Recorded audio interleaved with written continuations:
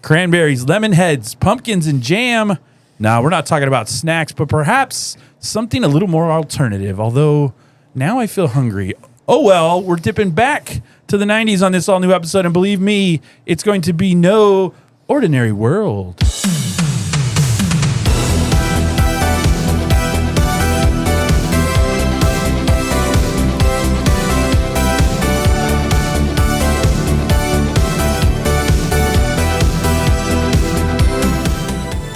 Hello and welcome to Totally 80s and 90s Recall. This is a podcast where we'll dive into everything the radical decades of the 1980s and 90s through our way, from polo shirts and LA gear to Doc Martens and flannel clothing. If you're new to the show, it's awesome that you've joined us today. And for our returning listeners and subscribers, it's great to have you back. I am one of your hosts, David, joined as always by one of the original American Bjork fans. It is, of course, my good friend Rob. I like a good Bjork tune. Everyone always does.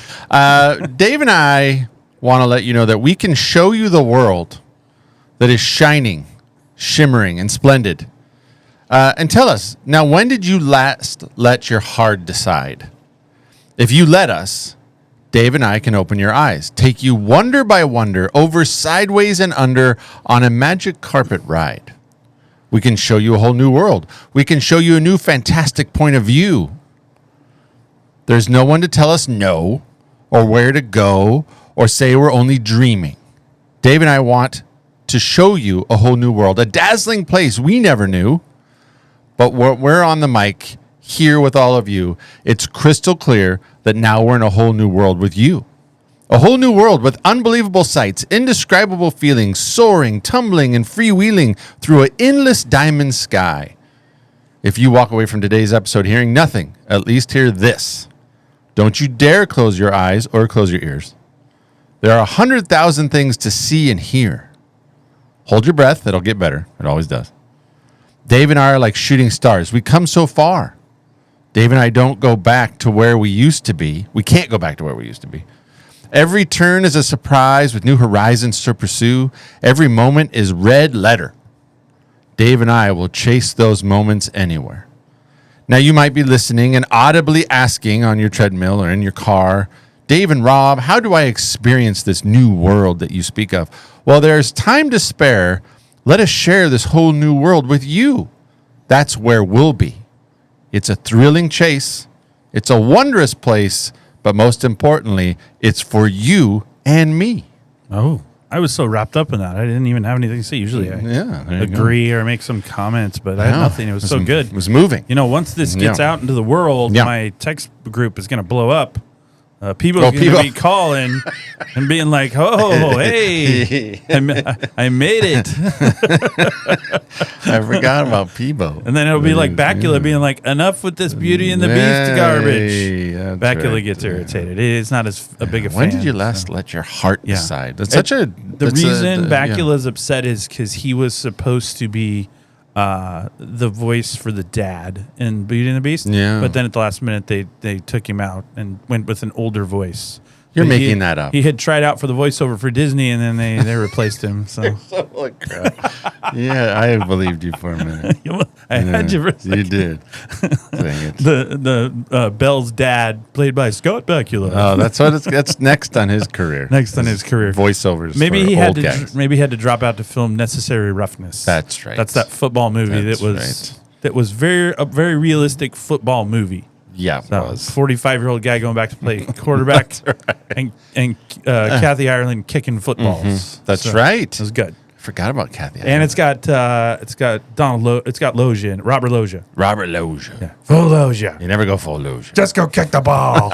Because he's my kid. He was the defensive. My boy. Yeah, he's the defensive coordinator. Yeah. It's my family.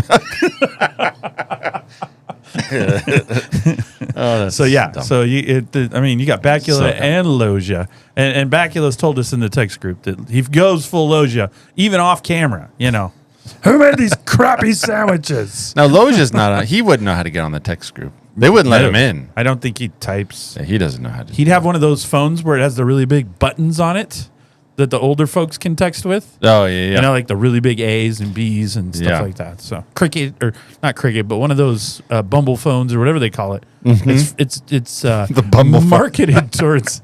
There's a phone that's marketed towards like. It's always advertised in the back of like Parade magazine. Yeah, something like that. Yeah. Like, it's got It's only got like 4 buttons. I can get on the interface bookgrams with my nephew and my granddaughter. That's so dumb. It's got call, hang up. That's it. And that's all you get. I think there's a 911 thing on there. No, there might be a medical alert. Yeah, in the old days, you wore the big necklace for I've fallen and I can't get up. And now they can hit the button on the phone. The phone with just like 3 buttons is funny. 3 buttons is funny. Call, hang up, and call 911. That's all you need. That's all you need. That's awful. Otherwise, they just spend all day messing around with the phone. I can't figure this out. So, Well, I sit here saying that, and then the other day my kids got after me because they're like, "Can you push on the car? We've got a touch screen." Yes. And they were like, "Push the thing for Bluetooth or whatever." I don't know what it was, and I don't know what button to push, and I got all flustered, and they were like, "Let me do it." And I was like, "I turned into that." You should know. You're not. It's like, just give me an on-off button. You're not old enough to turn into. I know that yet. I shouldn't, but so I you was should like, know better. What do you want? I just want to be able to turn it on. We got to work on you being a little more technically. I don't want savvy. all the. I still have my phone in my pickup truck is still hardwired. Oh, it's not Bluetooth. I have a little dongle. There's people at home right now listening to this laughing. I laugh at you. Yeah. Like, look, you're not 100. I You're know, but like I 40. still hardwired into my phone to listen to this. That doesn't make any sense. It didn't have Bluetooth anyway, but yeah, you can just get one of those things on Amazon. It plugs in. Too complicated. It costs like $15. I don't want and then you'll Bluetooth right in. I don't want it because then I'll get mad at it because when it doesn't sync and I'm like, yeah, just hardwire. All right.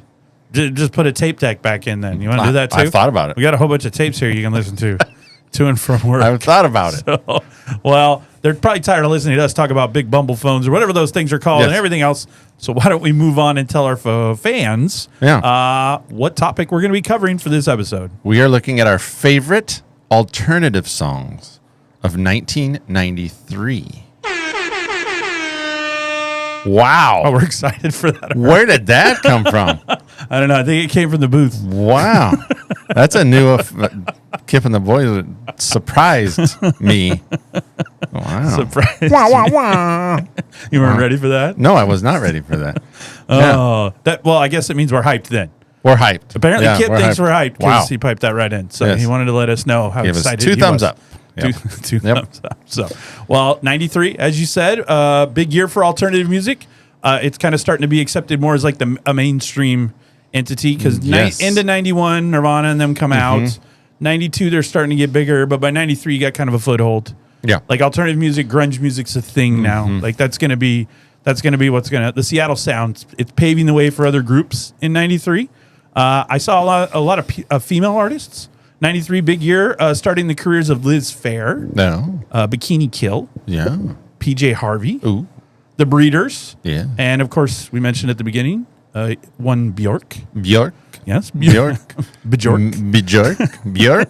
Do you like Bjork? I don't know anything that she does. I just remember there was that one weird video where she's screaming and she's dancing through the streets. That's all. I don't know. I know about Bjork. But I saw a lot of lists when I was researching it. Her album like is always on like the top 1 or 2, top 3 alternative 93. I'm like, all I remember of her is she went to some awards thing and she wore a swan. Yes, the swan Dress. Stop looking at me, swan. Is that her? Is that Bjork? That's not her. You feel like that's Bjork's voice? It could be. Stop looking at me, swan. Where's she from? I don't remember where she's from. But I don't even know what that was. What was that? Stop looking at me, swan. What is that? What are you doing? I think it's Dutch. I don't think she's Dutch. Sure she's not. Where Dutch. is she from? Iceland? Maybe. Finland? She's got to be one of the, I would say, upper countries there. She is. Nope. I can't pronounce it. What's it called? Spell it. It's it's Iceland. Iceland. There we go. Reykjavik. That's it. Yeah, Reykjavik. Reykjavik. That's the capital, Rob. You should have been able to go with that one. I didn't. All right. Do world. Let's get off the Bjork highway and back onto the alternative. We spent a lot more time on Bjork than I was expecting. Okay. So yeah. I did also in '93. I noticed Some big albums came out from Radiohead. They came out with Yes. Pablo Honey. Pablo Honey. Smashing Pumpkins put out Siamese Dream. Great album. Nirvana and Pearl Jam both had new albums. In That's Utero and Rob. Versus. Very good. Billboard had an entire article on why 1993 was the best year in 90s for music, not just alternative, but overall. Oh, wow. They were talking about how innovative it was, and more genres were coming into play, more artists were getting found, and things like that. So 93 was a big they year. said big. Well, the stance in that article on Billboard was 93 was the best year in the 90s for music. Wow. Interesting. Because we've talked before about 94 being a pretty kicking year. Yeah. A lot of bangers coming out that year. Yeah. Yeah. But whoever gets paid at Billboard whatever. took a big stance on 1993 and went, I'm all in on this. I'm in. This is where I'm going. That's the hill I'm on. Maybe it was the Bjork thing. And maybe it's Bjork. Yeah. I'm a Bjork. Thanks for having me. No. Now all of a sudden you're a Muppet. She talks She's a Muppet. I hope Bjork here. Oh, stop. No. Golly. So I have not listened. Now we've probably offended all the Bjork fans. do you think a lot of our group that listens to the podcast I don't know. are hardcore There might be. Bjork fans? Yeah. Just turn it off. You can't say that about Bjork. I don't think we've said anything bad about Bjork. No. That we haven't. No. We've not Other said than, anything unflattering in any way. Then I just don't know any of her songs. Our offensive attempt at her, what she might sound like. And I've never actually heard her talk. She has interesting videos. No, I haven't heard her talk either. Yeah. I just imagine that's what she says. I know. Yeah. I think we're allowed to have an imagination, right? Maybe. I think so. We can do whatever we want. I think. Maybe not. So, 93 for me was I'd say a little bit of a transition year or a growing year in music. I started listening and looking for more songs that just weren't on the top 40 charts. Like I tried to expand my musical tastes a little bit. So I was listening to different stuff. I started listening to Portland's alternative station. I was watching a little more 120 Minutes. Well, what's his name? Matt Pinfield was on there. Remember that guy? He was the bald guy. He was the bald guy. Yeah. He was the bald. He knew a lot about every band you've never heard of. That's right. He knew everything about him. Yeah. They drove a Chevy Nova in their first year touring around the country, and you're like, who knows that? But he knew it. He was locked in. So, because you had Ricky, what's his name, Rackman over on Headbangers Ball. Yeah. And I think Pinfield was hanging out on 120 Minutes. I saw an article where Pearl Jam, when I think they were doing Versus. Oh. And they were going to be either on, they were going to be on Headbangers Ball. Oh, nice. And I remember them not digging it. Oh. Because that really wasn't their... Yeah, Headbangers Ball wasn't their people. Thing. It wasn't their niche, And so, I think Nirvana went on Headbangers Ball once. Yeah. And Ricky Rackman later said it was the worst interview. Yeah. He goes, because Kurt wouldn't stay still. He wouldn't answer my questions. He'd just wander off. And then he'd say, like, the answers he'd give me didn't match anything I asked him. And then he goes, one time I asked him a question, he just laughed for 2 straight minutes. So he said it was a frustrating interview. Yeah. And Ricky said he didn't want to interview them, and he thought the same thing. That's not really Headbangers Ball, but MTV said, no, this is what's happening. They're the biggest thing on the planet. You're going to interview them. You segue into something interesting that came out of my list that was not intentional. Is that a lot of the people I picked, and I don't know if it's because it's a 93 thing, and we're getting away from the mainstream. Okay. And so I find myself picking artists that were openly kind of anti-establishment. Yeah. Okay. Right. And so you had Well, you're pretty anti-establishment. Well, yeah, that's right. I'm all about, sticking it to the man. Stick it to the man. That's right. No, but the idea of like commercialism, like anti-commercialism. Like I don't want to be a rock star, but I want to be a rock star. But again, I've argued that. I don't really believe they think that. I believe they're playing that part because at the time that's what's cool to make you the cool band is we're not like those glam bands who are all about money and girls and excess. We're about messages and the youth not being listened to and this, that, and the other. But they still cash those checks. And I've mentioned before that I'm still reading 5 Against 1, Pearl Jam, Story of Pearl Jam. Still reading it. I'm still reading it. I might be reading it for many, many months. Forever. It takes me a while to read a book.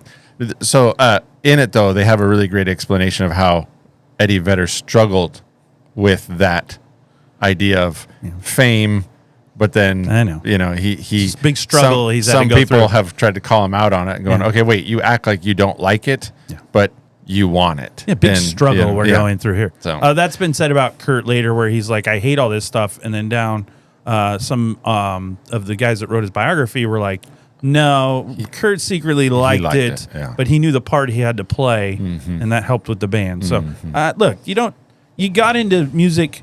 If you just wanted to play music, you'd sit in your garage and do it and be happy with that. Right. You go out in public because you want people to listen to it and appreciate it, right? So, so I was like, and when Eddie Vedder said, "Oh, I'd rather be playing a 3,000 person club again instead of these 40,000 stadiums." Yeah, you can do that. You book the stadium. If you don't like it so much, you can go back to the Seattle Coffee House. The ticket sales will be a little lower, but that's fine. You can go there. Well, and that's in this book they talk about. The original drummer one of the first drummers for Pearl Jam, Dave Abruzzese. He talks about how Eddie Vedder would say, "I want to go back and play the clubs," and Dave was like, "No, we don't. No, we don't. Yeah. Why do we want to do that? That was hard, and it that's sucked. how you get where you're going. Why do we want to do that? We don't want to drive around in a van. We have a tour bus now. That's right. We have planes, and that's what we want. He just wanted to be back in his van down by the river. That's right. all. That's right. That's all Eddie cared about. So, well, one other thing I'll tell you about '93 is, so at '93 I'm a junior in high school, and there was this girl in one of my classes. She was a sophomore, so she's a year younger than me. Well, a couple times I rode in her car with her for whatever reason. I bummed her right off because I liked her, so I was trying to have some time to talk to her. And every time I got in her car, whatever tape or CD she listened to, things I'd never heard. Yeah. Like she was listening to the cool girl groups and things, and she'd always look horrified when I'd be like, "Oh, who is this?" And she'd look at me like, "You don't know who this is." Yeah. So part of the reason she probably was like, "You can stop getting rides." Yeah. Well, I remember the first time, that same idea. I was on a date with a girl, and she played Everclear. Oh. And I'd never heard them. What? And they're from Portland. And it was at the height of, and I was like, oh, I like this band. Who is this? How did you miss? Same idea. She's kind of like, who is this? And then I got in on that them, was it. Yeah. First of all, you don't Santa know what Monica Everclear is? and- This is our last date. Thanks. How did you not know that? Yeah, we didn't last very long. That's the same girl that was huge. turned the lights off in the basement. Wow, the fact that you got a second effort at that. It might have been the same night. Yeah, she gave you a lot of. That was on the way there.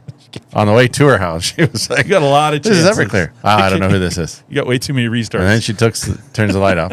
I don't know what's And going she's on. like, it's so dark in here. Can't see the TV. Yeah. And she's like, I'm just going to take you home.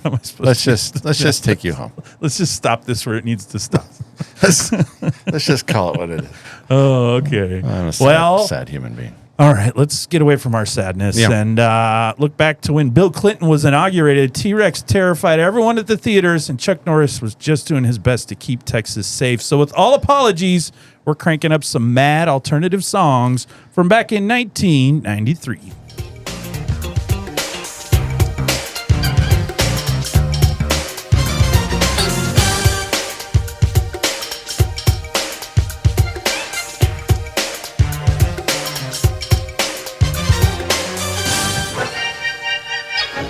All right, so when we were putting your list together, all I told you was the song needed to be from 1993. Yes, sir. So with that limited amount of guidance, what was your parameters or your rubric for putting together your list and choosing the songs that you chose?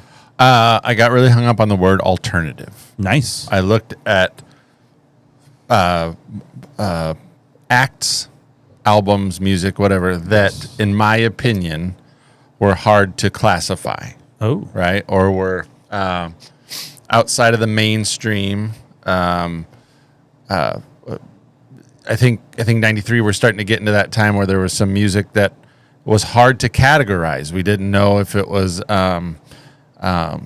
country? Was it alt country? Was it rock? Was it soft rock? Was it alternative rock? Yeah, you couldn't accurately. For example, I had somebody on my list that I ended up taking off because I knew it would cause some controversy. Yeah. But I had a Sheryl Crow song on here because at the time I found her to be very alternative because she wasn't quite country. Nice. She wasn't quite pop. Nice. She had some rock kind of roots in her. Was she bluesy? She might have had a little bluesiness, right? And so Gotta have that. she didn't fit the kind of formulaic thing that was pop music or Nice. friendly radio. And so I tried to pick things, and I picked some things that were on albums that came out in 93. I don't know if the song itself came out in 93, but they were on an album that I listened to in 93, and I found it to be very different than what was out there. So, There you go. Yeah.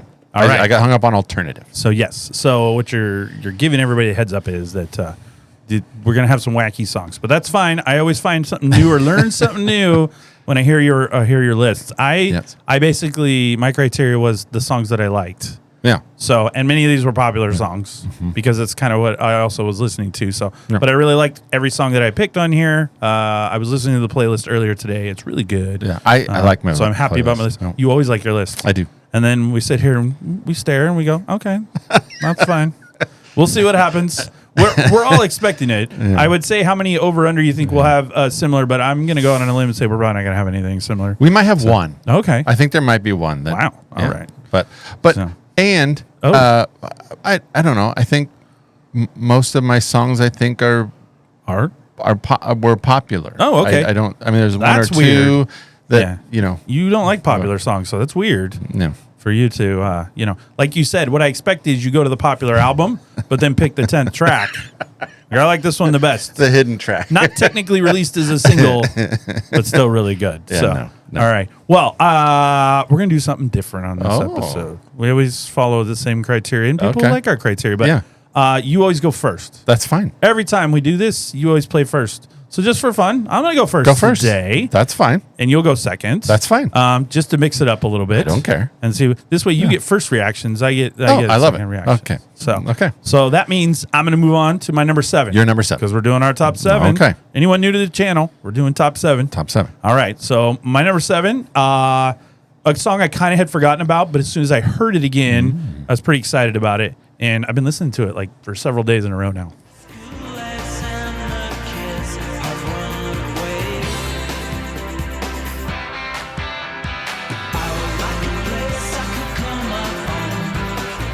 You don't know this? Wow.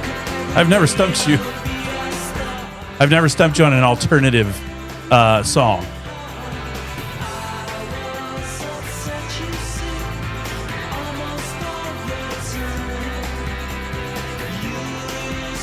I'm really confident embarrass this is myself. the only one I'll have that'll stump you then. Pet Shop Boys. No. No clue. So this is Regret by New Order. Oh, I saw that song, but I don't know it. I loved, it's great. So this is a British band. This was the British band's 20th release single off their 6th studio album. And until this song, I'd never heard of them. They'd been around for a long time. I just hadn't heard of them. Yeah. I remember catching this song on MTV. They didn't play it on Z100 or any of the local stations I heard in Portland. And I think I might have heard it on an alternative station, but I don't remember it there. But I remember seeing it on MTV on like 120 minutes something. I think the song sounds great, and from an alternative standpoint, a little more laid back. That little guitar riff right before the chorus, I think is super memorable. They just kind of do that little guitar riff. I like it. This hit number 1 on the alternative chart, which makes sense, but it also hit number 1 on the dance singles chart, which makes less sense, but there it was. I didn't find it dancey.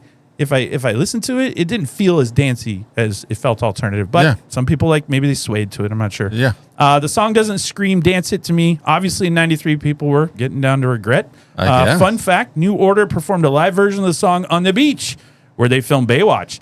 And the Hoff and other extras appear in the video. The producers wanted the Hoff to mime and lip sync along with the song while New Order was playing, but the producers wouldn't allow it. So it's just shots of Dave acting like he's patrolling the beach. He's in his thing. He's got the jacket with no shirt underneath. Yeah. He's doing the whole Baywatch vibe. The red windbreaker. I watched it. It's quite the... they're on the beach playing their instruments. A couple of the guitars aren't plugged in, but it's all good. It's all right. Yeah, it's all right. Yeah, Regret, New Order. I like that song. Oh, it's so good. I saw it on many lists. I can't believe you didn't... Are you sure? Nope. Nothing? No, I listened to it. Oh, you did listen to it? Multiple times. I don't know it. Wow. Because it's on a lot of lists. So right here, listen to this guitar riff. This is the part, when they do the little guitar riff, that's the part that I remember the most when I first listened to it again. Right? I think it's coming up here in a second. We got a nice long bridge. What I like about them is they have kind of an 80s synth pop sound to them. That little guitar riff Yeah. into the chorus. No, that's how I remember the song. No, because at multiple lists I looked at, it was Nice. on there, and I couldn't pick it because I don't know it. Well, I like it. So So that gives us your number my 7. number 7. Because you're going second today. Yep. Here we go.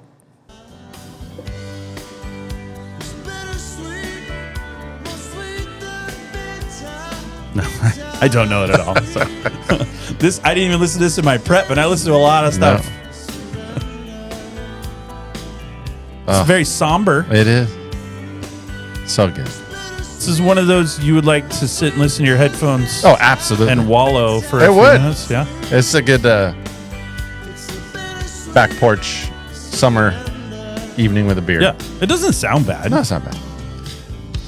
Anyway. Do I know the band at all? The voice. Oh, you'll know it once I say it. Somewhat familiar. Yeah, once I say it. It's Big Head Todd. Oh, you Yes. went right out of the Right gate out of the today. gate. Yeah, There you yeah. go. So I it's- figured they'd be higher on the list, is why I No, didn't so this is expect Big it. Head Todd. Is a song called Bittersweet. Oh, nice. It's the lead single from their album called Sister Sweetly. Well, we already know how you feel about the Big Head Talk. I like them a lot. Are all 7 songs from Big Head Talk? No, that's a different episode. That's a different thing. No, the record did go platinum. Oh. It's their third biggest success. It just missed the Billboard Hot 100. Oh, nice. It got to 100. So close. So, it was just So close. It previously I would like appeared- to see the 3 songs or 4 songs that were in front of it. Like, what kept it out? I don't know. It previously appeared on the band's independently released live album, Midnight Radio, 3 years earlier, which is a great album. Did you say Midnight? Midnight Radio. Oh. Sorry. Yeah, I might have I didn't know if they had mispronounced. spelled it weird. They're No, an it's alternative Midnight band. Radio. I got Yeah, you. I did not enunciate. Midnight.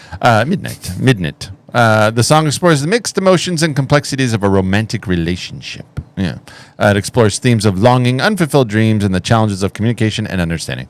Again, this is a. You love them. Well, and it's one of those ones. It's hard to categorize them. No. I think mean, for a I lot of think people, you're are right. they rock? Are they kind of more of a country? They have some blues stuff in Hmm. them. So anyway, I just think they're Nice. hard to categorize. So Hard to anyway. categorize. Yeah. Yeah. So there you go. That's Bittersweet, Big Head Todd. Well, when you said Midnight, it could Midnight. have been because No, it was midnight. we used to watch a show, my family and I, the Goldbergs, and on there he called robots robots. Robots. Yeah, which made no sense, but he said it every episode. So I had somebody correct me one time because I said I would say monster trucks. Munster as in the cheese. Apparently. Okay. And I had somebody call me out and say, the what? It's trucks? a monster. And now every time I say the word, I have to enunciate monster Just because say I see this person Yeah. quizzing me on the sidewalk going, They what have did you such just a- say? yeah. And I was like, well, it's the monster trucks. We went to Spokane to see the monster trucks. The what trucks? Monster. The monster. She goes, oh, is it monster trucks? I was like, okay, now I'm She self-conscious. was too upset about that. So now it's monster trucks. I make sure to say First of all, she's way too upset about that. I don't know. That's not the Yeah. worst thing in the world. Just say cheese trucks from now on. And then you don't have to worry about I it. do like a good monster. Monster? Oh, Yeah. okay. Yeah. It's one of my favorite Good cheeses. monster, good monster. It's all the same Yeah, things. yeah. So, well, from cheese to my number 6 album, Ooh. the band falls into a food category as well. Oh, okay. Ooh. For multiple reasons, food. Yeah. Do you remember this what movie this was on? Yeah. I have some You're info. okay, you're talking about. I don't know if food goes to the movie it's on. Well, I don't. a little bit. I'll tell you why. Does it I have an first jump? association with. So you have a personal food connection. I do with this song to the movie. I love this song. I love this. I don't love everything Red Hot Chili Peppers, but this song's Oh. really good. I love the drum beat in this. It's because it's. I'm not a musician. Yeah. It's off. A little bit. It hits on the wrong. But look, when Will Ferrell's drumming, he knows what he's doing. He sets these things off on purpose. Yeah, So, that main hit is. It's like to me, it's always off. It's not off. anyway. Gone. I don't know how to explain it. He doesn't know how to explain it. All right. Well, this is Soul to Squeeze by the Red Hot Chili Peppers. Released in August of 93. Song was originally recorded in 91 for the Blood, Sugar, Sex, Magic, but they didn't put it on the record. It was thrown on a couple B-side singles for Give It Away and Under the Bridge. Given a full release as part of the Coneheads Yes. movie soundtrack. So explain to me how Coneheads get to food for you.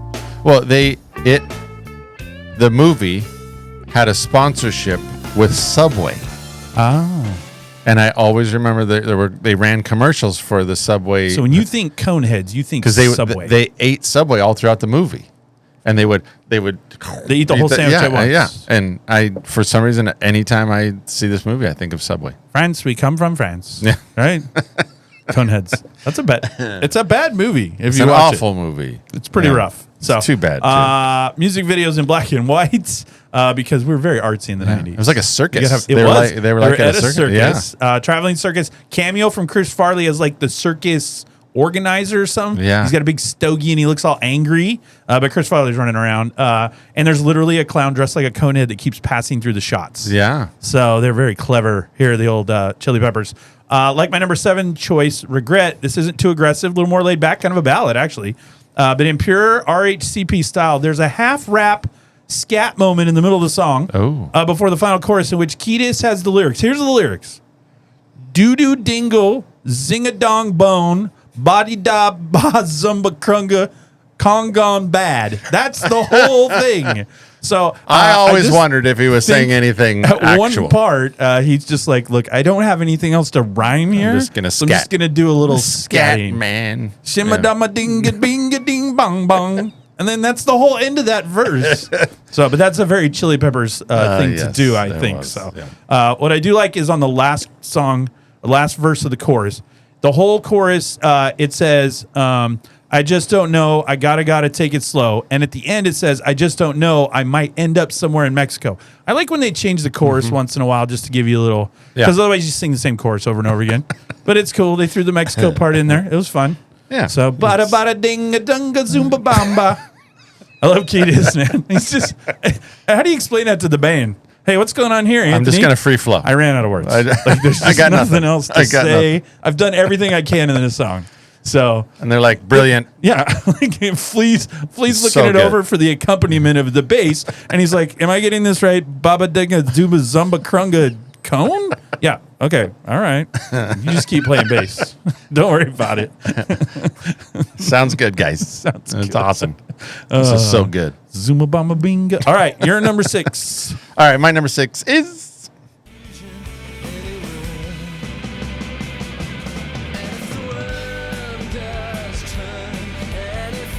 Over 2. No idea. I like the drums. So good. Drums sound good. Is this a band I know? You'll know the band. It's a very, very popular band. Very popular. I don't recognize the singer in this case. Is this Sammy Hagar? No. Did he join another band? I like that guitar. Yeah. The musical accompaniment is very good. I just don't. The singer's not jumping out to me. So this is a song called "Anyone Can Play Guitar." Oh, okay. By Radiohead. Oh, Radiohead. Yeah. Of course, that's Radiohead. Yes. So this was released as a single. So smart. Prior to Creep. Oh. So I did not know that. Nice. All I knew was Creep in '93. Nice. Because that hit the airwaves and it was the coolest thing anybody had ever heard. Anyone ever had. But this song failed to chart. It's from Pablo Honey, the debut album for Radiohead. Did you have Pablo Honey? I did. Yeah, I did not. But I only had it because of Creep. I bought the single for and Creep. Then it wasn't until I'm going to say years later, and actually I appreciated it, but then I got into college and I was living in the dorms, and there was a gal that lived in the dorms, and she was really into the Radiohead, and she got me turned on to this album called The Bends. Yes. Which made me go back and pull out Pablo Honey. Gotcha. And I was like, what? I didn't know it. I didn't realize how good it was. And first of all, you were every 90s kid in the college. Oh, I listened to Radiohead. I know. I left high school. All that Boys to Men and stuff I put to the side. Know. Now I'm listening to Radiohead. Only cool kids in college. That's right. Like if you brought out some album, you're like, hey, I got this Cooley High Harmony. Okay, high schooler. We listen to Radiohead here. Change. I know, it's sad. But it's called... The lyrics are so smart. So it was Creep, Anyone Can Play Guitar, and Stop Whispering initially made little impact. However, Creep gradually gained international radio play, and the rest is history. Yep. In the U.S., it was certified platinum in '95. Yes. It has appeared on the list of it's on many, the album is on many lists of the greatest albums. In this song, Tom York, heaps scorn on desperate wannabes who seek validation via rock stardom. Stupid wannabes. So, we talked about that at the beginning. This is a theme in all your songs? It comes up more than I realized. I don't wanna be a star. Tom York got the idea for the famous line, "I want to be Jim Morrison," after seeing Oliver Stone's movie The Doors. Nice. The line is meant to convey York's dissatisfaction with the mythical status Morrison was given. Tom discusses the band's single "Anyone Can Play Guitar." He says, "The song is an attack on people who think that growing their hair long and wearing tight leather trousers constitutes being a rock star, and God, it doesn't. It's such an easy way to market yourself." And that was an NME interview in February of '93. He's going right after like glam rockers or hair bands? I think so. It Anyone sounds that's like not that. real heady rocking. I shave my head. That's right. I'm a real rock star. That's right. Is that Tom York? It sounds just like him. My Tom York similar to my Phil Collins, so all English rockers. Right. Yeah. Tom York, you got an Oscar? I got an Oscar. So far today, you've nailed Tom York and and Bjork. And Bjork, I can, You got him down. They have a conversation together. Hi, Tommy York. Oi, Bjork. Bjork and York. He probably likes Bjork because she's all artsy and she's not with the mainstream. He likes that. She's not part of the machine. No. Yeah, that's right. She goes her own way. She's anti-disestablishmentarian. That's not a word, but That's okay. Not, anyway, that takes me to my number 5, and another band that I think at one time thought they were anti-establishment and all that, but they're part of just the machine at this point. But they're still really good.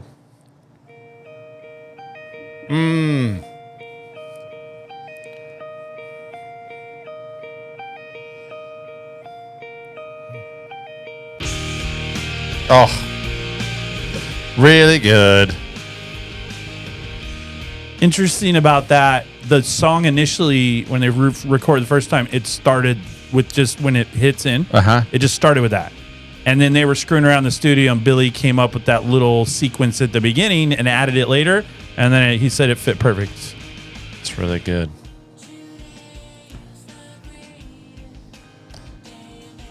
I like this album a lot. Everyone likes this album a lot. Yeah, I pulled it back out while I was preparing. You saying you like Siamese Dream a lot is like everyone going, Back to the Future is a pretty good movie. Like everyone's like, it's really of course you like it a lot. It's really good. I will say I'm angry that I did not own this album in 1993. I heard this song, but I wasn't in on the Pumpkins all the way yet. So this is Today by the Smashing Pumpkins. This is off their highly successful and simply awesome Siamese Dream album. As we just mentioned, do you own that one still, Rob? I do. That's right. I'm looking up at my collection. I'm sure. I love that opening isolated guitar riff right before it hits a little harder. Very memorable. Very 1993. Also, didn't Billy Corgan have one of the more unique rock voices? But it sounded really good. I think so. I think he had a very interesting sound. So I like that. So I stepped off for a minute to look at I asked you a question. And then you couldn't answer it, so you forced me to answer my own question. Your own question. This has become a solo podcast at this time. I think so. I'm not getting any other input from anyone else, but I think so. I can't. I think the booth would agree with me there. So would you stop looking for found your it. You can look for your records later. Hold on. All right. Keep talking. This is the first Pumpkin song I ever heard, even though it was the second single. Cherub Rock was the first single, but I did not hear that song, so boo on me. Song seems upbeat, but is actually about a day when Corgan was having suicidal thoughts. Oh, that's sad. So yeah, but it sounds a little happier than that. Gotta love the 90s when suicidal thoughts turned into a hit song, because that happened more than once. Right? So, Gotta love the 90s. I hadn't seen the music video in a long time and was taken aback as I saw a time when Billy still had hair. He didn't have the shaved dome. I forgot about the time Billy still had hair on his head. So aren't they hanging out like in an it. ice cream truck or something? It is an ice cream truck in the whole thing. I just remember It's an interesting thing. You talk about alternative. I just remember the whole thing about their vibe. Yes. Was weird. Oh yeah. Their band name was weird. Their videos were weird. Their songs sounded different. They did. It just when you talked to alternative, to me they were. Well, it's funny because they said the Pumpkins were hyped as the next Nirvana, but Billy did not like that and often spoke out against the comparisons. Blender magazine wrote of Today, it achieved a remarkable status as one of the defining songs of its generation, perfectly mirroring the fractured alienation of American youth in the 1990s. That sounds We were all alternative. alienated in the 90s. So That's right. I will say, for not wanting Nirvana comparisons, the album was produced by Butch Vig. He wrote songs about depression and drugs. And Billy dated Courtney Love. Also, in an interview in 2022, Billy said Butch Vig ripped off his guitar sound after he heard Nirvana for the first time. Yeah. No one can prove this. Vig doesn't validate it, but Billy has always been known as kind of a depressed star who seems to complain about everything. So I'll also say I love the Pumpkins, and I don't ever listen and think, hey, they kind of sound like the next Nirvana. Yeah, no. No, it's like I never. They're just the Pumpkins. So, but anyway, a lot of people have disproven the Butch Vig thing or him ripping off for Nirvana's Nevermind because they're like, well, in that case, so you inspired Nevermind. You inspired the Beatles. You inspired Led Zeppelin because a lot of those riffs come from those places. So Billy's like, I inspired everyone. That's right. That's Billy, right. but that's Billy Corgan. I know. I'm the king of all music. Right? So he says, I'm the king of all music. I'm the king of all music. If it wasn't, He believes if it that wasn't too. for me, there'd be no music. I think he believes that. I think there's a small belief in there Yeah, for him. So, all right. So that was my number 5. Your number 5. Smashing Pumpkins. well, my number 5. Yes. is something that's been on here before. Oh, hooray. But here we go. Hip hop, hooray.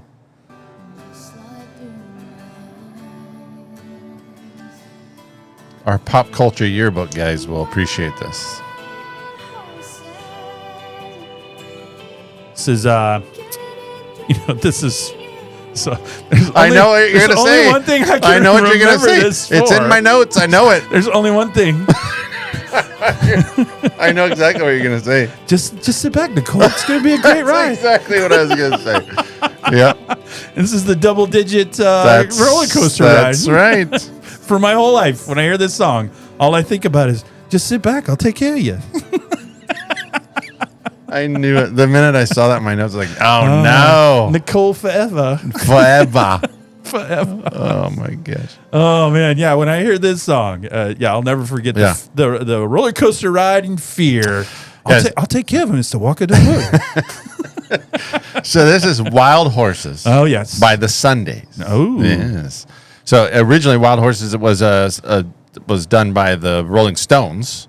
Then it was released So in real quick, that means I did in life. On a previous episode, I said I'd never heard of the Sundays. I did know a Sunday song. I You just did. didn't know it You was did know by it was them. the Yeah, Sundays you did. because I know the Fear song. Yeah. Don't think I don't know that. It was first released in 1970 by a group called the Flying Burrito Brothers. That sounds good. As the Stones didn't think the demo was worth recording. It was subsequently recorded by the Stones in 71 after they were like, oh, that's a good song. Rolling Stones ranked the song number 334 in its 500 greatest songs of all time in 2004, and then it was 100. It rose to 193 in 2021, and that's the Rolling Stone version. Nice. The Sundays recorded the song in '92. It was released on their second album, Blind, and this song was released in 1993. This version of the song was memorably used in the thriller Fear with Reese Witherspoon and Mark Wahlberg during a scene in which Wahlberg's character is with Witherspoon's character on a roller coaster, Yes. and later in Buffy the Vampire Slayer episode The Prom, in which Buffy dances with Angel. No one remembers the Buffy part, unless you're a hardcore Buffy fan. Everyone remembers. Just sit back, Nicole. It's going to be a great time. But yeah, but no, what the Sundays super again, hard to categorize them. Yes. Harriet Wheeler's voice is amazing. It's good. You know, whether are they rock? Are they indie rock? Are they, what are they? We I don't have know. a song later with the lead singer. I think voice is more amazing, but we'll get to that. So, all right. Oh, I'm so excited that you played that song. I'm so excited, Mr. Walker. I just love that song. And I picked that song, and then I found that note, and I was like, it is in that part. Oh, yes. Like, And then, yeah. and I was like, oh, well, crap. Every time they go up and down.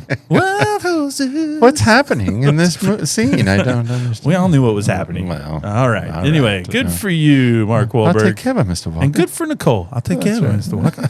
I'll have her home on time. Don't worry. When I remember when we were researching for that movie, or for that the episode where that movie appeared. I remember my wife. That was the first thing she said. She goes, "Oh, it's so dumb. Forever."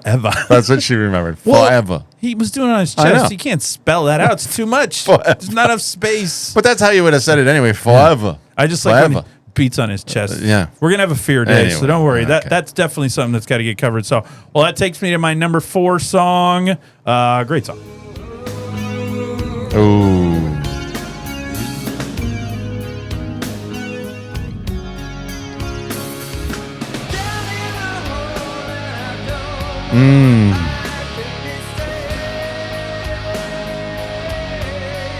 One of my probably top 3 or 4 favorite Alice in Chains songs.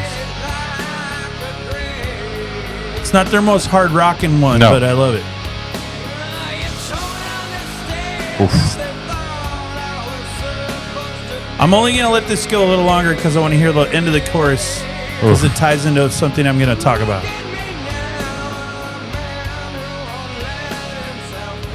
A man who won't let himself be. Their lyrics are A lot so of good. symbolism here.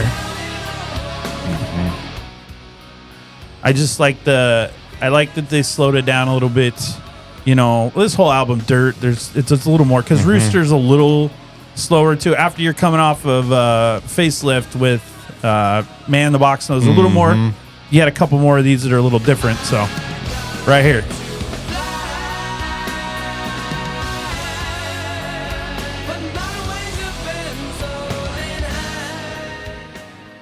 I really like that verse. And I'll talk about it here in a second. But that's the best verse. So good. That is Down in a Hole by Alice in Chains.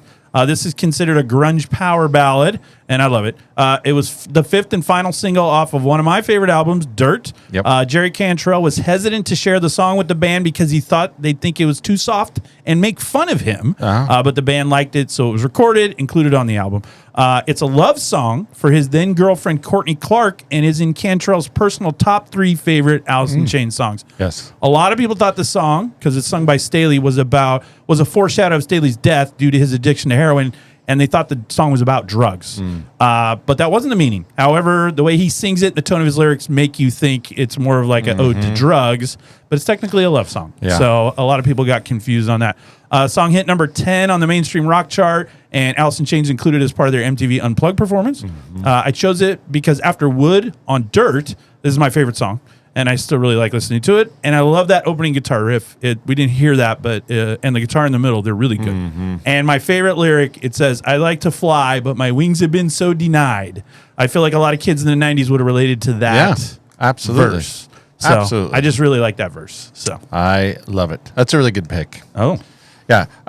You don't often say that. That's high praise. That's a really good song. You didn't throw a really That's good probably- pick on my first 3 today. I'm shocked that it's So low? that it's low. Well, I when mean, you it's- see the other songs, you'll yeah, understand that's the really good. lowness of it, I think.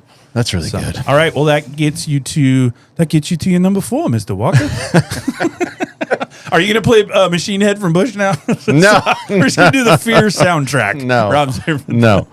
Here's my number 4.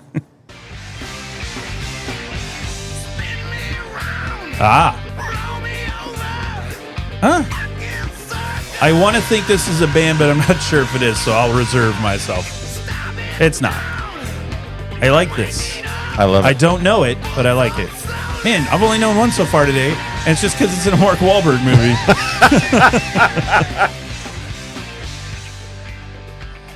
This is not Soundgarden, right? Nope. Okay. It has a sound. It has a little bit of a vibe to it like that.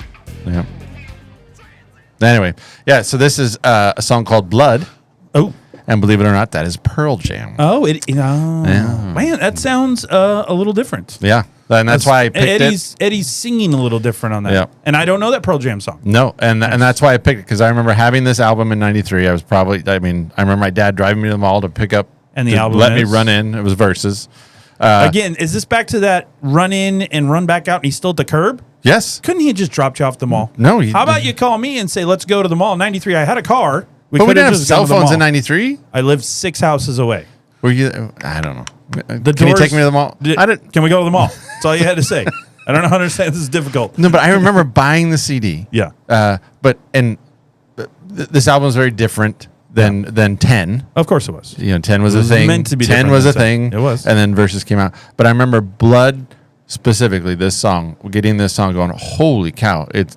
He's mad. It's angry. It's different. Holy shnikes. Yeah. But yeah, so this is on their album Versus. Nice. That was released October of '93. The resulting album Versus featured a rawer and more aggressive sound compared with the band's previous release. Did you mean rawer? Rar. That's a You rar. sounded like you went rar. Rar. A rar sound. Featured a rar. Rar. Rar. Damn it. Cowardly lion.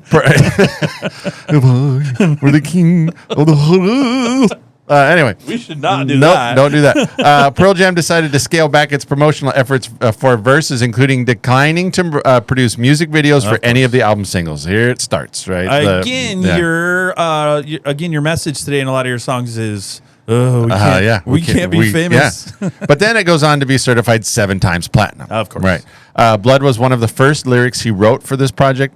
This is a quote of it. It says, the lyrics hint at all the blood he's given in service to Pearl Jam. His beef was with the media and the music industry as a whole, which conspired to make him the spokesman for the grunge movement and, by proxy, for his generation. His protests only fueled the fire, making him even more genuine and interesting. And I think that's a really good quote. Kind of captures the struggle, if you want to call that, between the real struggle they had. I want to be the spokesman in the face of grunge music, but I don't want I don't want to do it. But I want to be certified 7 times platinum. Was that an exact number he gave? No, he didn't. Yeah. I'm not doing any more concert unless I'm 7 times platinum. All right? Not 6, not 8. It's got to be 7 times platinum. Yeah. So anyway, that's good. That's Blood. I did not listen to that Pearl Jam song very much, but I kind of like it. It's really good. I might have to listen to it. Really good. So, all right. Well, my number 3, you're going to like this one, obviously, a lot. Oh.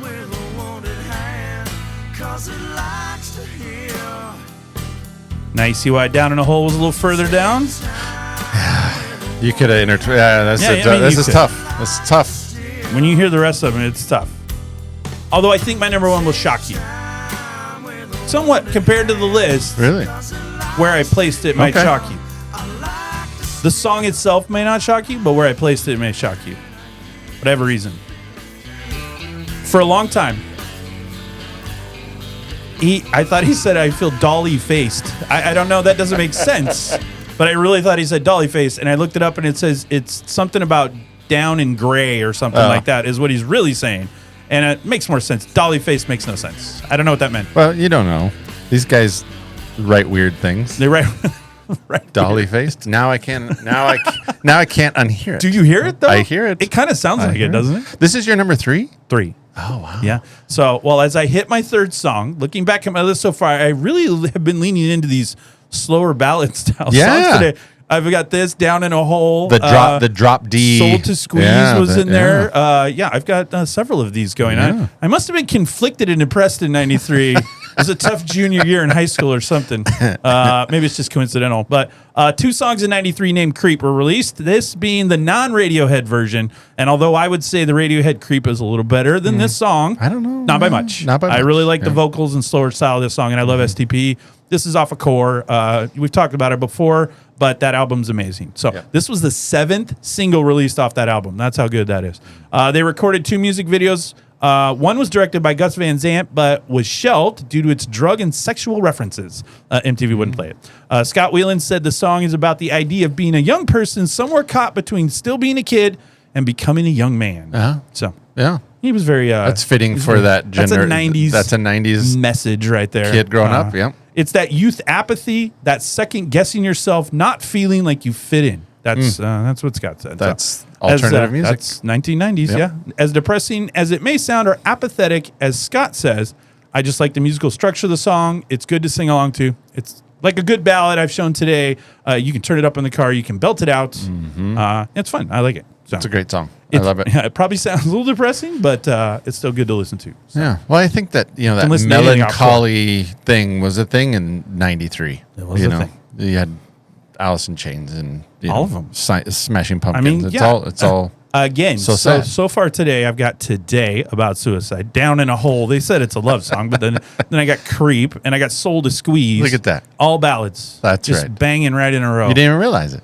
I didn't. Look at that. Once I put the list together, I started going, was I okay in 93? Am I all right? Is everybody checking in on Dave? Yeah. Is everybody checking? He's in his room again. That's right. Right. Leave me alone.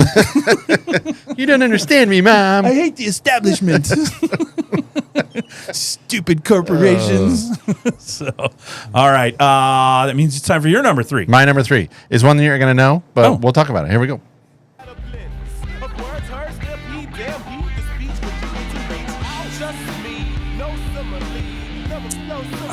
Is this that Massive Attack or No. You know what it kind of sounds like? I'm not gonna lie. The Gorillaz, early 2000s. Oh, let's talk about that. Kind of sounds like that a little bit. Let's talk about that. Really similar. I like that guitar though. It's really good. Sounds a lot like every 90s alternative guitar riff, but I like it. Little feedback. Man, you're good. You're really good because you're gonna hear. All right, so really this good. is. But did you want more of it? No, this is good. Yeah, very Gorillaz-ish. Yeah, and you're gonna hear why in a minute. Oh, okay. So this is a song called "Missing Link." Nice. It's a duet, if you will, a mashup, if you will, between a guy called a band called Dinosaur Jr. Oh, Dinosaur Jr. and a rapper called Del the Funky Homo Sapien. I've heard of that guy too. Yes. He was actually mentioned in our last episode. He was. Yeah. So this is from a soundtrack that you will know. Oh, okay. It's from the Judgment Night soundtrack. Oh. Yeah. And so every song on this soundtrack, I had the soundtrack, was a collaboration between a hip-hop artist and a rock artist. Oh, that's cool. So, and I remember buying it because Pearl Jam had a song on there with Cypress Hill. Oh. It's called The Real Thing, right? But the one you'll know off that album was Judgment Night with Biohazard and Onyx. Oh. You remember that one? I do. Yeah. So this album, I haven't heard that in a long time. I know. This album peaked at number 17 on the Billboard 200 and spawned 4 singles, including Judgment Night. Oh. Entertainment Weekly said, they can't vouch for the film, but the album is a must. And that's exactly how I feel about it. I don't know that I've actually seen the movie. Of course not. But I had the album. Of course you did. But so to talk about the 2 artists, so Dinosaur Jr., I almost put him in as my honorable mention because I got down on a hole of Dinosaur Jr. His music has influenced many other musicians such as Kurt Cobain, Billy Corgan, Black Francis of the Pixies, Radiohead, Henry Rollins, Tad, and Tom DeLonge from Blink-182. So everybody. Yeah. Just say everybody. Del the Funky Homo Sapiens is probably most known in our generation for being the rapper in Clint Eastwood, the song by the Gorillaz. Boom. Nice Look at job. that. I'm See, in it. look at you. Yeah. He's from the California area. He's been making music since the 80s. He was in a group called the Hieroglyphics. Yes. That was before I knew him. Yep. He went on, they were one of the most popular underground rap groups. He started their own label, one of the first independent hip-hop labels that successfully utilized the internet. The company set the standard for profitable independent hip-hop labels on the web. So he's kind of this pioneering underground rap, alternative rap guy. Nice. But yeah, so it's Dinosaur Jr., Del the Funky Homo Sapien, and it's a really great song called Missing Link. The whole album is really good. Yeah. I saw the Hieroglyphics in Portland, so they're okay. You did not. Okay. See, just a fuck crap. Anyway. So that was good. Look at that. Pick the gorilla part out of the sky. That's right. I like it. You did. That was good. Nice. Golly. I know some things about some things. You did. So, all right. Well, here's my number 2. All right. You're going to be shocked this is 2, but it is. Oh, no way. What is your number? No way. I told you you're going to be shocked by my number 1, but I have a reason. Because I was shocked that they hadn't made it yet. And I was like, he's going to be your number 1. I actually wrestled with putting any on here. I did too. Because we did a Nirvana episode. That's right. And I've played a lot of Nirvana songs. But in 93, I listened to this song a lot. So that's why I had to put it on here. Mm-hmm. But I wrestled with leaving Nirvana out altogether. I did as well. Because it would be easy for me to put it on here in several spots. But I listened to this song a lot, so I couldn't omit it. Oh, this is good right here. Oh, I love that breakdown right before it goes into the next verse. Well, it's such a different song structure. It doesn't follow I don't know. Yeah, it's way different than, definitely different than Nevermind. That's right. The whole point of it. So, well, this is Heart Shaped Box by Nirvana. Anyone's listened to our podcast for any length of time will not be surprised to see a Nirvana song on my list. In fact, they may be shocked, as you were. It landed at number 2. This is off the exquisite, that's the word I used, 1993 album In Utero. And if I'm honest, it's like my 4th or 5th favorite song off that album, which I think alludes to how great In Utero is, because this song still kicks ass. So it's probably a lot of people's number 1 song. I have other songs on In Utero I like a little better, but this is still really good. I will say, of all the tracks on the album, we just mentioned, if you're looking at that album, we mentioned that this is a different sound, but if anything sounded somewhat like never mind, this was closest. But that's because the studio kind of remixed this one a little bit because they wanted an initial single to get out there. So they kind of did that a little bit. But it's still, to me, it still sounds different than Nevermind. There's a little more feedback. There's a little more things. It's not quite as polished as what was on that. This was the final Nirvana song to have a music video prior to Cobain's suicide. The video won 2 MTV Music Video Awards for Best Alternative Video and Best Art Direction. They were up for Video of the Year, but lost to Aerosmith's Crying. Oh. Here's what I'll tell you. Here's what Crying beat out that year. It beat out this, Heart-Shaped Box. It beat out the Beastie Boys' Sabotage video. All right? Crying's a good song, and it has a good video with Silverstone and Perry's daughter in the video, but it is not better than Nirvana, and it is really not better than Sabotage. No. How Sabotage didn't win that category is shocking to me. So there was also a story out there. The song is about Courtney Love, but Kurt Cobain told author Michael Azerrad it's about kids with cancer.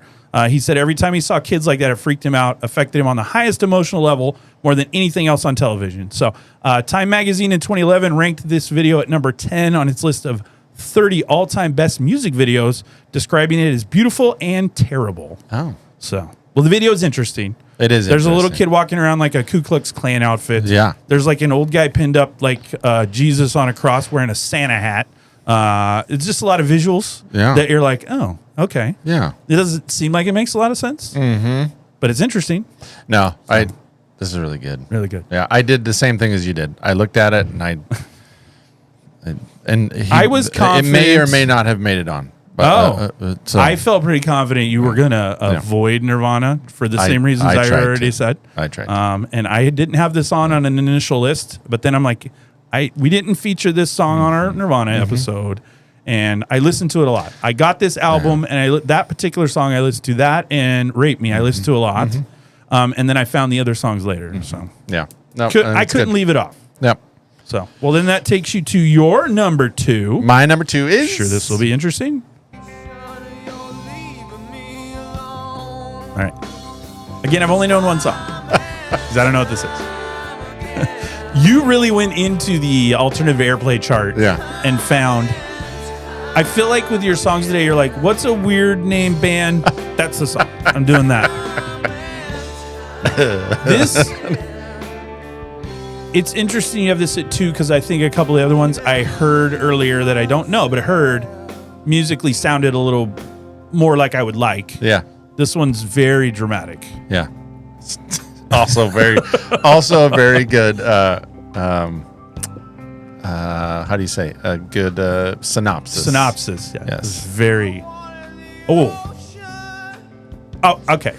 I know what this is. Well, I know who it is.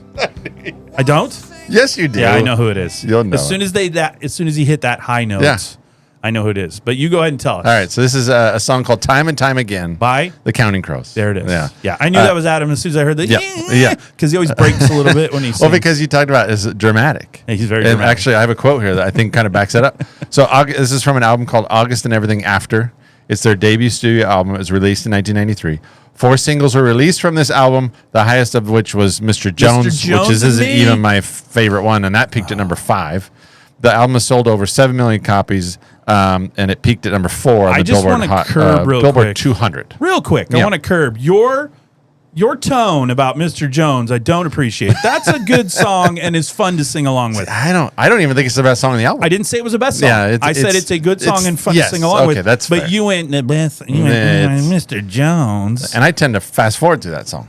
I don't do that. I skip it. I love singing on along the old with it. CD player. Taught me a lot about colors. So, the song is about loss, longing, and the difficulty of finding satisfaction. Nice. Here's a review. This is from a person online, not a professional reviewer. It's just somebody reviewing the music. She says, I wanted to see you walking backwards and get the sensation of you coming home.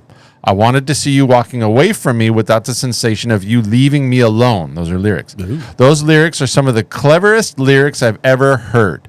My boyfriend says it's gibberish. I could hit him with a spanner sometimes. I don't even know what that is, a spanner. The walking backwards to imply coming home obviously means the person who's being talked about as he's already left. If the person walked away without the sensation that they were leaving him alone, it would mean they intended on coming back, which above all else is what is desired. My boyfriend is still caught on the imagery of walking backwards and thinks it's silly. And then she just puts growls. Nice. The Washington Post wrote, enlisting accordions, mandolin, pedal steel, and harmonica to flavor the usual rock instrumentation, the Crows play transliterated Celtic rock, not unlike the Hooters. I had to look them up. Yeah. Didn't know who they were. Such music seems to require a sense of self-importance, and the quintet is not lacking. Nice. So the idea of they really thought they're very self-important. Of course. Everyone we were talking about today has been self-important. That's right. So the idea of to me, this album is one of my favorites. But how do you classify them? Are they rock? Are they Celtic rock? Are they alternative? Are they? I don't know what they are. I think you're good on this area. But anyway, but I do like Hooters. Good chicken wings. Okay. So I've never actually been to a Hooters. I've been there a couple times. I know. Good chicken wings. That's what people go there for, the chicken wings, right? Anyway. Well, now we've each given our top 6. So before we release our number 1, we're going to head to a little place called The Cut Line. Before we reveal those highly anticipated number 1s, we like to do a little segment we call The Cut Line. We compile our list. Rob and I often, when I say often, let's be clear, always find it difficult to list just 7 songs. So we've both identified 2 songs or cuts that just missed out making our list. And one honorable mention, that is a song we may not have heard the first time around, a song we may have forgotten about, or even a song we have grown to appreciate more and more as we've gotten much, much older. Yeah. So now that we have the rules in place, because rules are very important to Rob, I'm going to play my first cut. It's really good. Ooh. Almost made the list.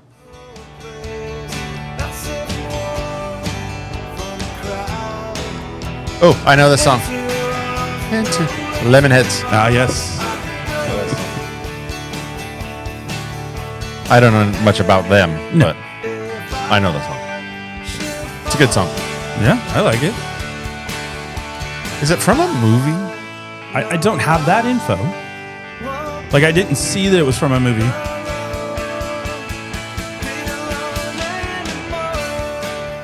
By the way, that Regret song I played earlier and then this song, both British bands.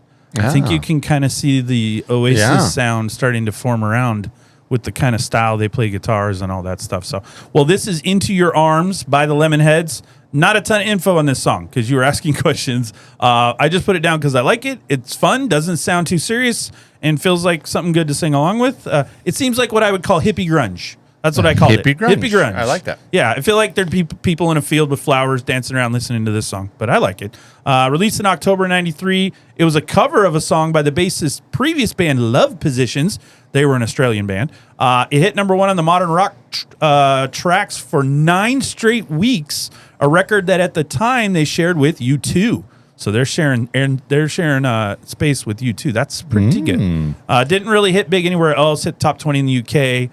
Fun fact, though, at a concert in London in 2022, Courtney Love joined the Lemonheads on stage and performed this song with them. So would have been an interesting thing. I heard Courtney Love is making a little comeback. All right. Her and Hole are reuniting somewhere. All right. Yeah. Maybe we'll have to, if they tour, we'll go check her out. My initial research shows that it was possibly in. You want to know this now? No, that it was in There's Something About Mary. Oh, was it? I don't know.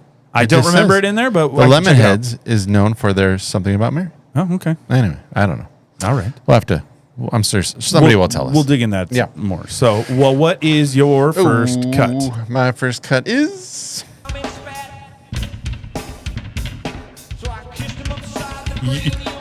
See, I use cut to a song that I'm like, oh, I like this song a lot, but I just can't put it above other songs. You use this to just grab a wacky song and go, here's another song. Primus?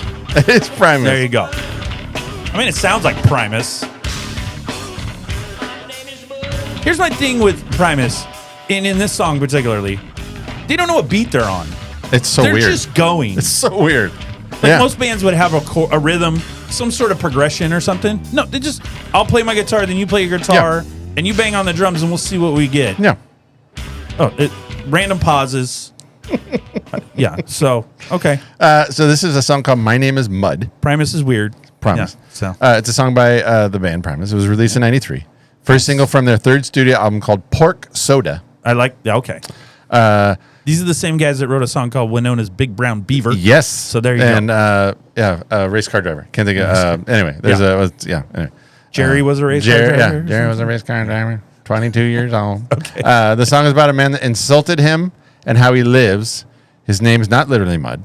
It's a way to show that the man called him worthless and good for nothing, so he killed him. And then the rest of the song is about him having to bury him. And nice. Anyway, here are the lyrics. Very uplifting. It's worth reading. My name is Mud, not to be confused with Bill or Jack or Pete or Dennis. It doesn't even rhyme. No, it doesn't. My name is Mud, and it's always been, because I'm the most boring son of a bitch you've ever seen. I dress in blue, yes, navy blue, from head to toe. I'd rather drab except my patent shoes. I make them shine, well, most of the time, except today my feet are trodden on by this friend of mine, 6'2" and rude as hell. I got to get him in the ground before he starts to smell. My name is Mud. My name is Mud, but call me Aloysius Devander Abercrombie. That's long for mud, so I've been told that by this son of a bitch that lies before me, bloated, blue, and cold. I've got my pride. I drink my wine. I drink the finest, except I haven't earned a dime in several months, or were it years. The breath on that fat bastard could bring any man to tears. We had our words, a common spat, so I kissed him upside the cranium with an aluminum baseball bat. My name is Mud. Wow. If nobody had heard that song, they've now heard you give them. There you go. So now lyrics. if you were ever curious to know what, that could have been your opening. You had everything you needed right but there. call me Aloysius Devander Abercrombie. That's what I'm going to name my next kid. No, 90s band name. Aloysius. Hey, who are you going to see tonight? Aloysius. I think it's Devander. Devander. Abercrombie. Yeah. Aloysius Abercrombie. Anyway, all right. It's a weird song. Interesting song. Very alternative. Primus, that's very alternative. Primus is out there on their own wavelength. That's right. No one can mess with them. So that takes me to my second cut. This house is on fire.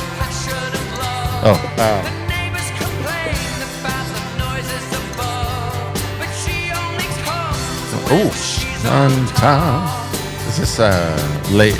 No. Laid. Laid. Yeah, it is. And the band is not Travis. Nope. Not Travis. Not Jim. It's a name, though. Not Bob. I like the part where he sings in this high pitch There he goes. thing. It's like he feels like he yodels a little. Yeah. Yeah. So yeah, that is strange. Okay, so this is Laid, as you said, by James. James. There he is. I knew it was a name. Not Travis. Shout out to our friend on Bad Movies Rule. Oh, yeah. Named after him, I imagine.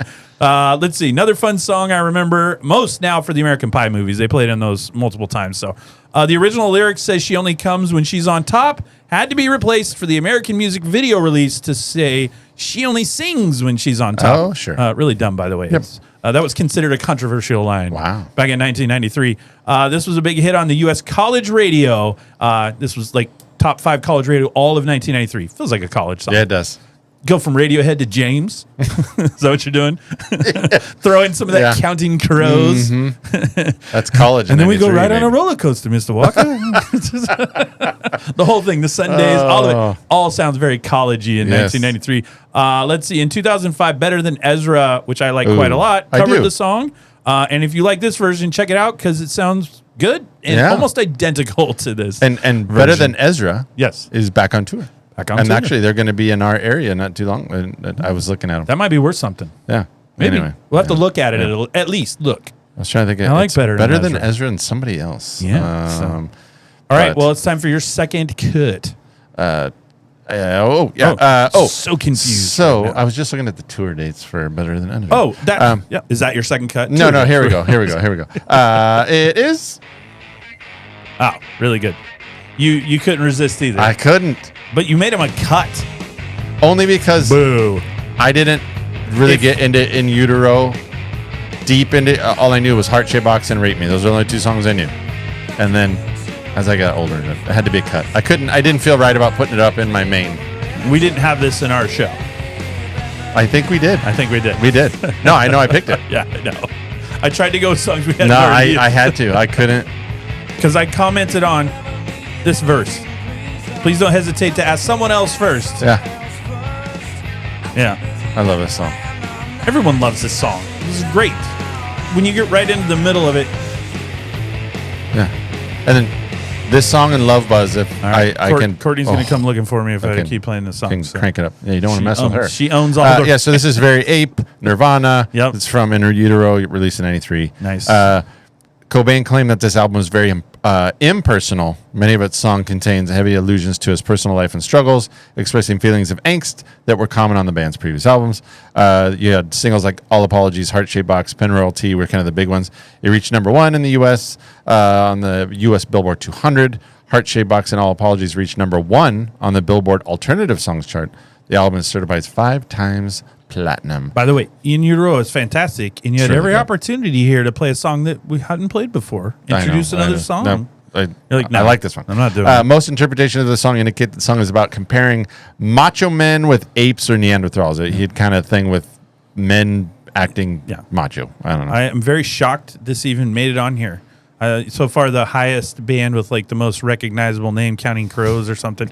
You're kind of staying to the Dinosaur Juniors and all those interesting ones, right? So, all right. Well, that takes that great song. I can't say anything else about it. It's fantastic. So, well, that takes us to our honorable mentions. And my first honorable mention has officially become one of my favorite honorable mentions I've picked. Oh, wow. This is a song I had never heard before doing this research. And now I've been listening to it for days. Uh-oh. And there's people out here that are going to be like, how did you not hear this song? And I'll be like, I'm sorry. I just didn't hear it. It is so good. And I'll be honest. I made it honorable mention because I never heard it before. Had I even heard it once, this would have been in the top 7. And it would have probably been pretty high because it's probably one of my favorite songs on this whole countdown now today. Which, considering the songs I've been playing, that's pretty good. Oh.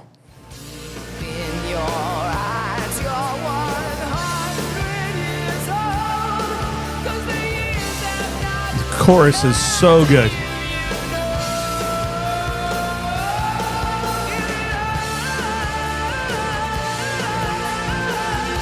You don't know it? Oh, great. I love stumping you. I got nothing. Nothing.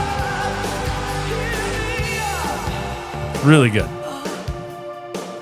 I feel like this is something you're going to go find after this. I do like this. Oh, it's so good. All right, so this is called Heal It Up by Concrete Blonde. Oh, I've heard about Concrete yes, Blonde. so prior to this, I have not heard of Concrete Blonde, or maybe just a little bit, but not really. I've never listened to them at all too much. So, however, researching the music in '93, I found this song, and the more I listened to it, the more I liked it. I listened to it over and over again. I'm just like, there's something about the song I just really like. So, I've heard Concrete Blonde since then. And by the way, there was a song in 1990 that I didn't know was Concrete Blonde, but I knew the song. It's called Joey. I know that song. Yeah. And once I saw that was their song, I go, okay. But I didn't know that was Concrete Blonde. Did we include Joey on something? We have not, that I know of yet. So there's another song, Caroline, which I got off a recommendation off another podcast I listened to, and that song is fantastic as well. So if you like Concrete Blonde, and people are always like, yeah, I've already heard all those songs, and they're really good. If you haven't checked them out and you like this kind of music, I would really check those out because they're really good. Looking back on it, Concrete Blonde seems like a cool college band again. We've talked about that. A lot more than high schoolers would listen to. I like the lead singer. Her name is Johnette Napolitano. Her voice is amazing. Like, I listened to this, and it's just so good. Like, she just can scream like no other. It's really awesome. Looking back on it, their big song, Joey, as I say, came out in 1990. I heard it, but I didn't know it was theirs. Didn't chart a ton. It's just a great song. I added it to my 90s alternative replay already, or my Spotify playlist.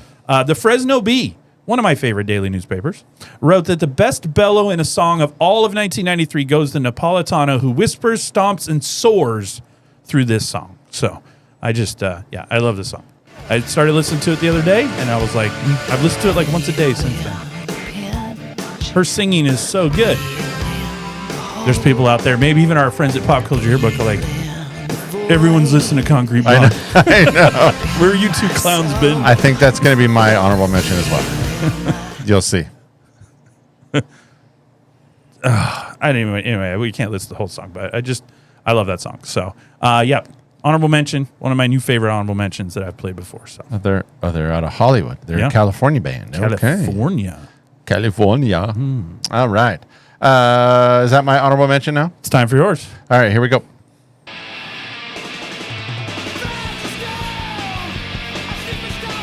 Very punky, punk rocky.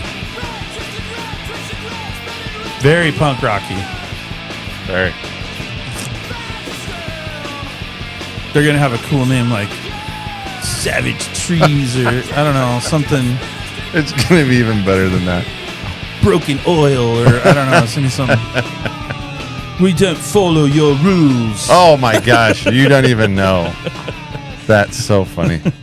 We're not going to follow your rules. Oh, my gosh. All right. What do we got? So this is a band. This song is called Walken's, like Christopher Walken. I like it. Walken's Syndrome. And Nice. it's by a band called Fugazi. Fugazi. Fugazi.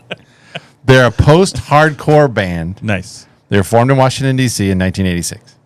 So I remember being on the bus to a basketball game in high school. Whoa. I'm listening to Pearl Jam Versus on my cassette player. Shocking.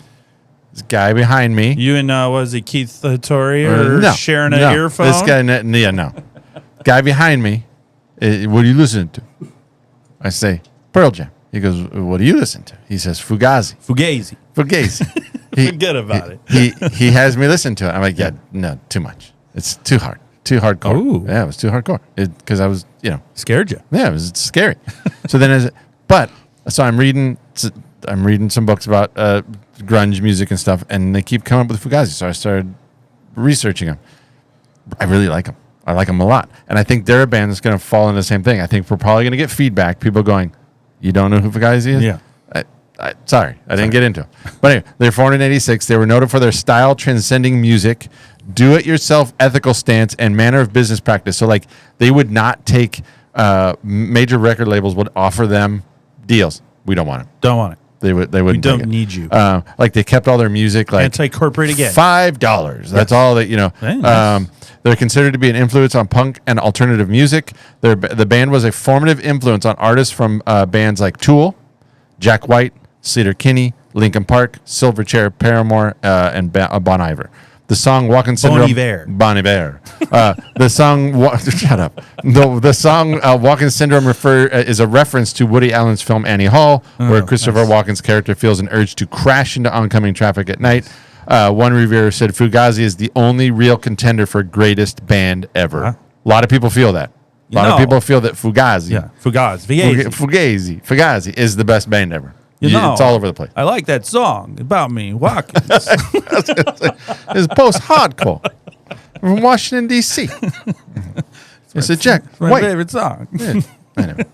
All right, that's Woody a good one. Allen. So that takes me to my number one, which, again, I have been on the record already. It's going to shock. Not that I've picked it as a song to listen to, but that I put it as my number one. And then I'll explain to you why it's that. Okay. Amazing pick.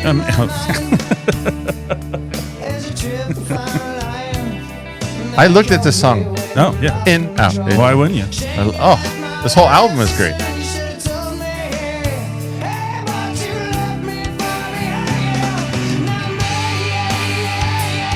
It's a great song. In the book, Everybody Loves Our Town, Yeah. there's a whole chapter On this song. dedicated to Candlebox Wow. because they were technically a Seattle band. They were. And they were not treated well No. by the other Seattle bands. It's interesting. Yeah. I like this. Because guitar solos? this whole album is really good. Oh, Yeah. So, Yeah. all right. Well, this is Far Behind. this is your number one? Number one, Far Behind by Candlebox. Again, you and some others may be quite surprised this got to number one for me, particularly with all the other bands I've professed much love for on this pod. Stone Temple Pilots, Nirvana, Alice in Chains. I've done all that.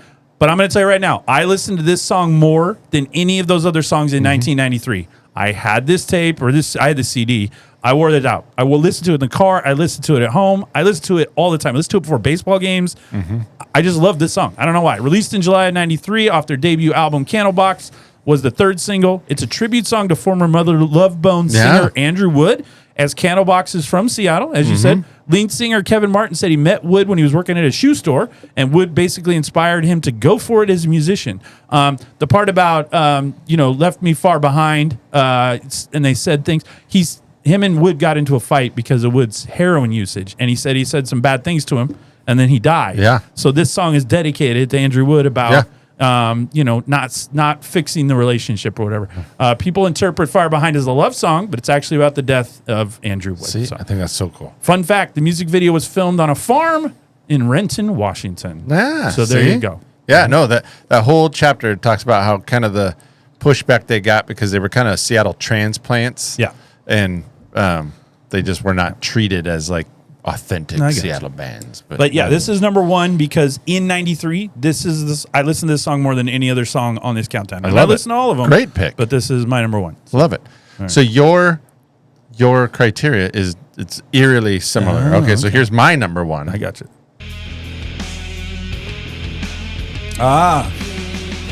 The aforementioned Siamese. Yeah. There you go.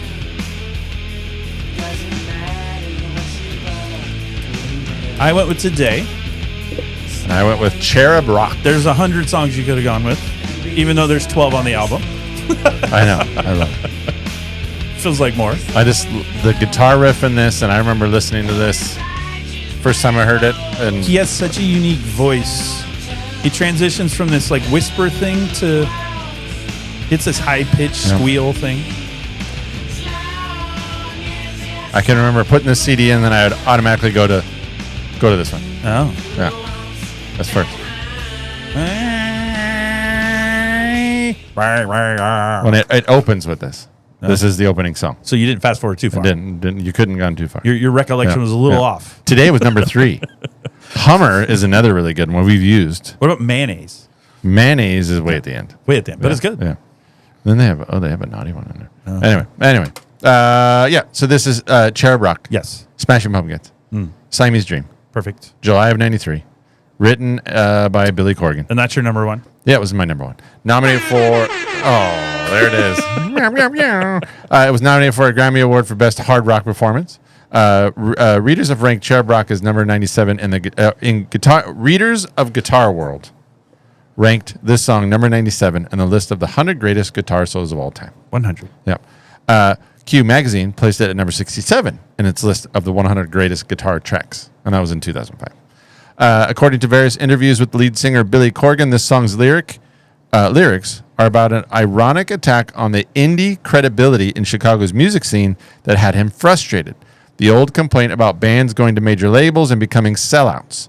In Rolling Stone, Corgan said, quote, "I won't play someone else's game anymore. This album was really a strong affirmation to myself. F you. I don't care. I'm going to do this. The funny part about it is that it's working, which says to me I should have trusted myself all along." Nice. Sounds like a 90s grunge band thing to say. To say. I won't play someone else's game anymore. It's like they get a script of Grunge Band 101 quotes. I don't want to play big clubs. Right. I'm not playing other people's songs. I'm not cool. I buy my clothes at Goodwill. Right. That's right. You just sold 100,000 albums. You. Okay. Hey, we decided since you don't want to be corporate and popular, we're going to keep your residual and your royalty checks. Just kidding. Hold on a second. Yeah, just kidding. I don't know if I agree with that. Let's 100%. not get crazy. Yeah, let's slow down just a little bit. Yeah. So. Well, those are our lists. Again, mine turned out to be a little less rockin', a little more ballad heavy. But again, it appears 93 was a tough year for me. So maybe I was wallowing in something I wasn't aware of. You're immediately going to see counseling. You're 16, 17 years old. It's just all too much to handle at that point. What does it mean? What does it all mean, Basil? What do you think of our playlist this week? I love them. Rob, yeah.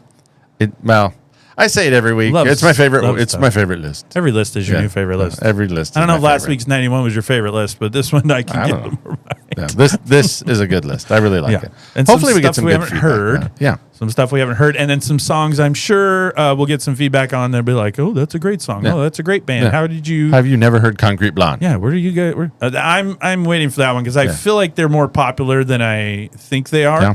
I've heard of them. I couldn't name a song. Joey. Once you said Joey, I was like, oh wait, I do know that song. But her voice is so good. Yeah. No. So I really hadn't heard anything about them, and there are several bands of yours that I got nothing about. Yep. Right. So, but that's good. I get to. That means we hit the alternative mark. The thing is you had a couple that I know the band. I just hadn't listened to that particular song. So, speaking of Joey, this is. Oh, I know this. So now that I hear the other song and I hear this, I'm like, well, yeah, that's her. It's really good though. Her voice is great. I do know this song, so I want to let fans know I know this song for sure. Yeah. People will be like, how do you not know Joey? Or this, This is great. Why was I not listening to this band in general? I should have heard that song and immediately gone, I need that. I need that in my life, right? And I was sheltered. Okay. Love it. Love it. Love it. All right. Well, fans, if you'd like to support the show, take a second, hit the subscribe button. If you haven't done so already, we ask every week, but we'll never stop. Then you can share Totally 80s and 90s Recall with a friend so we can spread the fun. And if they don't know about Concrete Blonde, that plus nostalgia far and wide. Also, you can reach out to the show on all of our social media sites. Subscribe to our Facebook page. We interact with fans over there. We get updates about the show.